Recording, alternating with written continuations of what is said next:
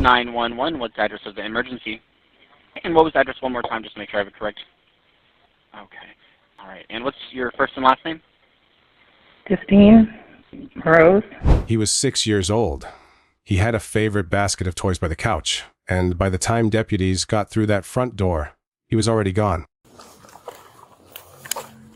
Florida deputies are called to a home on a weekday morning. Sheriff's office! The 911 call that brought deputies to this home is chilling. 911, what's the address of the emergency? I my son and I'm trying to myself. You already know the feeling I'm talking about. That gut drop when a news story doesn't add up, when the calm voice on a 911 call doesn't match the words coming out of it. You've felt it before, and you're about to feel it again. This is the case of Elliot. Justine Marose was a teacher at the local school district. We found her name on the county website back when this case began. Her Facebook shows a picture of her in a classroom. Her Facebook also shows pictures of a boy, reportedly her son, a 6-year-old named Elliot. 6 years old, autistic, a little boy who banged his head on the floor when the world got too loud for him, and a mother who was supposed to be the one thing standing between him and harm. Here's the 911 call. Listen close, down one, what's the address of the emergency? And then, after a pause that feels like it lasts forever, my son, and I'm trying to kill myself. Read that again. Not my son is hurt.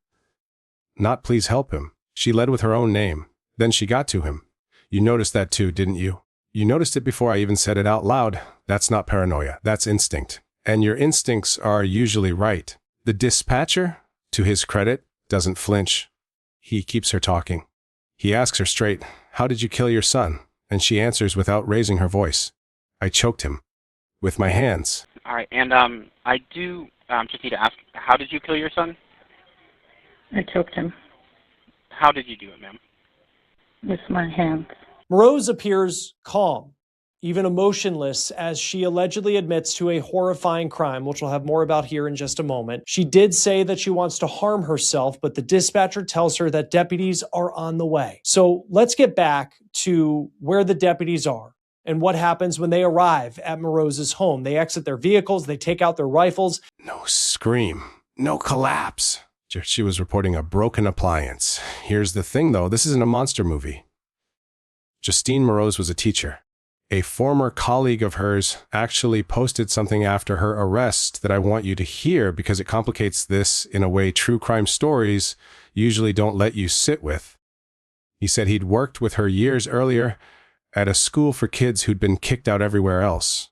He said she loved those kids, no matter how hard they were to love. And then he asked a question that I haven't been able to shake since I read it: when does overwhelmed become evil? I don't have a clean answer for you. And look, I'm not going to pretend I do, just to wrap this up neatly, because that's exactly the kind of fake closure mainstream coverage always tries to sell you. This is the part where I need you to stay with me, because it gets harder before it gets clearer. Deputies arrive, rifles out, moving slow into a house they've been told already has a body inside it. Sheriff's office! She said it's open.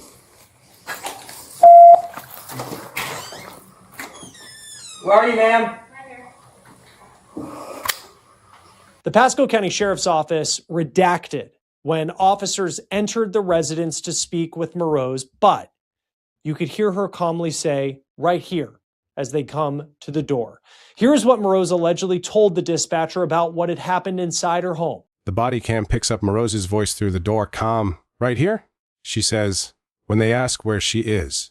Not panicked. Not screaming for them to save him. Just, "Right here?" Court documents lay out what happened next, and I want to be fair to you and to the legal process here. None of this has been proven in a courtroom yet. She has not been convicted of anything. But according to the criminal complaint, she told investigators Elliot had been banging his head on the ground, that she tried to stop him by putting her hand between his head and the floor, and that when he hit and tried to bite her, she says she snapped. She admitted, according to the complaint, to choking him while kneeling on top of him until he stopped moving. And she admitted she never tried CPR. His life, as you see this conversation between the deputy and the dad. In a criminal complaint, deputies say after they read Justine Marose her rights, she said, that she was the only person at the home with her son when he died. She said that Elliot had banged his head off the ground in the living room multiple times, and she attempted to stop him by placing her hand between the victim's head and ground. Quote, the defendant stated the victim then began hitting her and attempted to bite her in the face. The defendant responded by grabbing the victim by the neck and choking him, quote, hard. The defendant admitted she, quote, snapped and continued to choke the victim. The defendant stated she was on top of the victim, kneeling in a mount position, and continued to choke the victim until the victim was unresponsive. The defendant admitted she did not attempt CPR on the victim. You heard her kind of dismiss the opportunity to do CPR in the conversation with the 911 dispatcher that we just played. Justine then allegedly admitted that she tried to harm herself. Sit with that last part for a second. She admitted she didn't try to bring him back. Okay, and where's your son at? Where's Elliot at?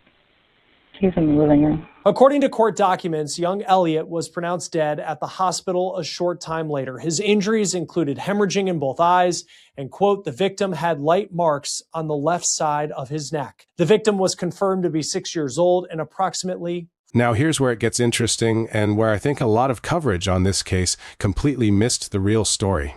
Everybody's been focused on Justine, the mother, the one in handcuffs. But there's another person in this story who barely gets a headline, and honestly, he's the one who broke my heart watching this footage. Elliot's father. Asking a very difficult question. He shows up at the house not knowing anything yet. He's asking deputies, is Elliot okay? And you can hear in his voice that he already suspects the answer and is begging for it not to be true. A deputy has to tell him, has to actually say the words. Deputies have to explain to Elliot's father what happened. I don't know the best way to put this. Okay. When deputies arrived here, Elliot was not responsive, but they were able to, start CPR and intubate him, and he right now is on his way to the hospital, or he should be at the hospital by now because he was flown by helicopter. Okay. There was implications in the... And what does this man do? He doesn't yell. He doesn't fall apart on camera. He starts answering questions. Custody schedule, doctor's appointments, whether Elliot was left-handed, whether the school kept canceling his therapy sessions, and that detail, the school canceling sessions 3 times in 1 week for a kid who needed routine to survive.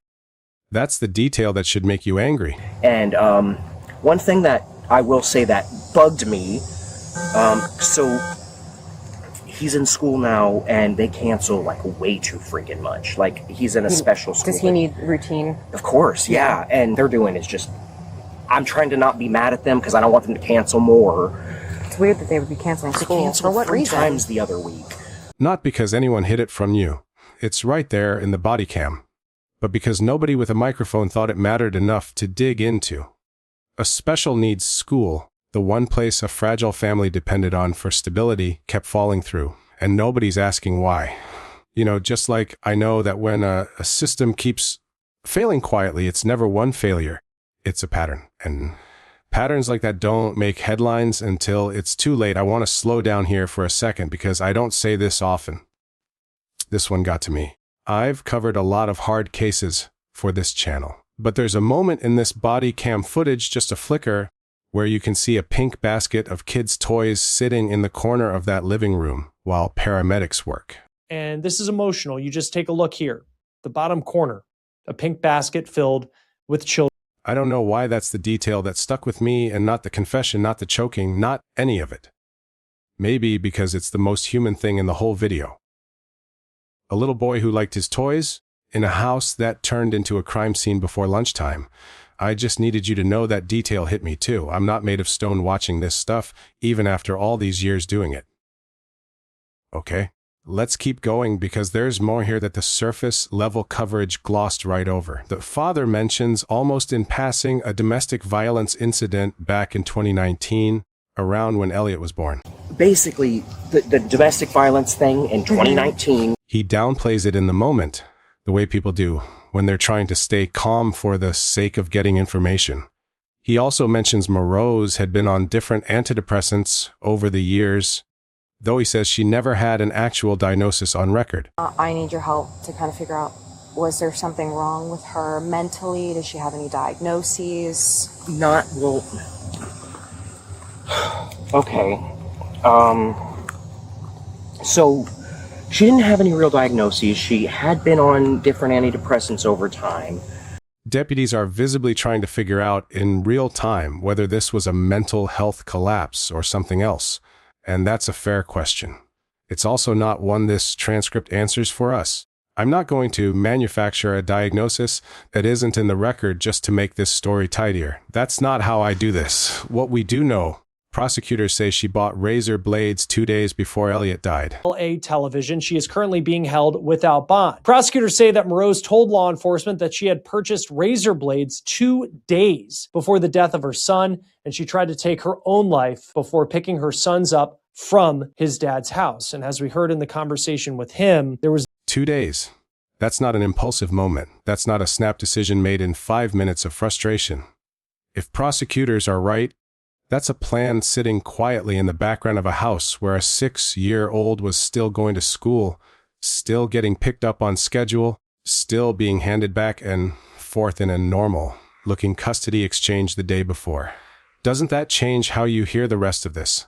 A custody handoff described by the father as pleasant, Elliot playing happily, both parents chatting about how his week went 24 hours before a 9/11 call. If those 2 days are real, then everyone around this family, teacher's ex-husband, co-workers, walked past something none of them could see. That's the part that should actually keep you up tonight. Not because someone buried the truth from you, because sometimes the truth is just sitting there in plain sight and nobody's trained to catch it in time.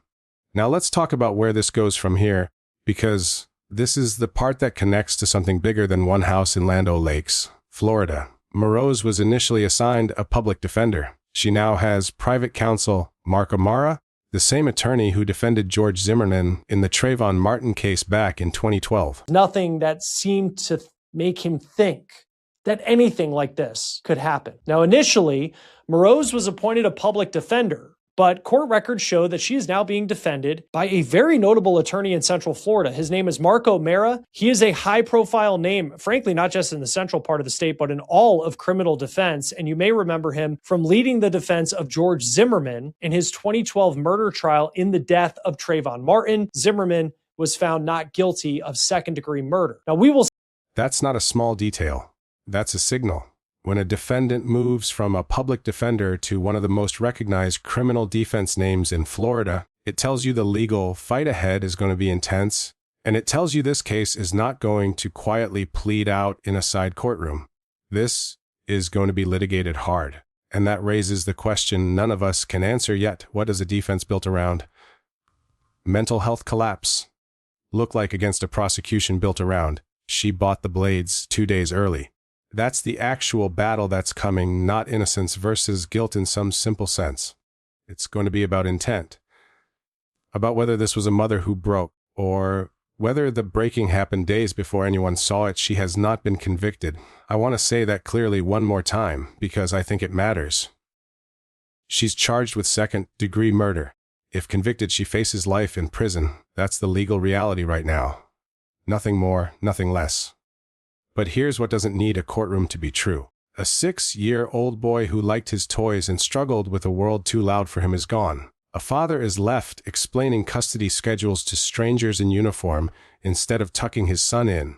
A school system that kept canceling therapy for a kid who needed structure to survive is not facing a single question in any of this coverage. And a former coworker is sitting somewhere tonight, unable to sleep, asking a question none of us have an honest answer to. When does overwhelmed become evil? We did find a Facebook post from a former coworker of Justine Marose, and this is what he writes. Quote, "I don't know if I will sleep much tonight." He posted this around the time of her arrest and as this story was starting to make the news. He said, 8 years ago, I had a teaching assistant in my classroom that loved kids deeply that were hard to love. We were at a school that took the kids that were expelled from the alternative school. If they were expelled from the alternative school, they came to me. Justine loved them no matter how hard they were to love. I went on to another regular school. Justine became a teacher. She got married and had a child that had severe autism. She was often overwhelmed with the needs of her child. This evening, I encountered the news that this morning she had killed her son. Of course, that is all alleged at this point. And then called the police? When does overwhelmed become evil? I don't have no answers, only grief. I don't think that question is rhetorical. I think it's the whole reason you're still watching. Because you already suspected, before I said a word today, that this case isn't really about one woman snapping in a living room. It's about every quiet warning sign that got missed because nobody was looking hard enough or nobody had the resources to look at all. So I'll leave you with this, and I actually want you to answer it in the comments, not just nod along. If you had a neighbor, a family member, a coworker who was visibly drowning the way this family clearly was, would you have known what to look for? Would any of us? Because I'm not sure I would have. And that's the part of this case that scares me more than the confession does. Tell me what you think really broke first in this family. And tell me who you think should actually be held accountable here, beyond the one person sitting in a jail cell right now.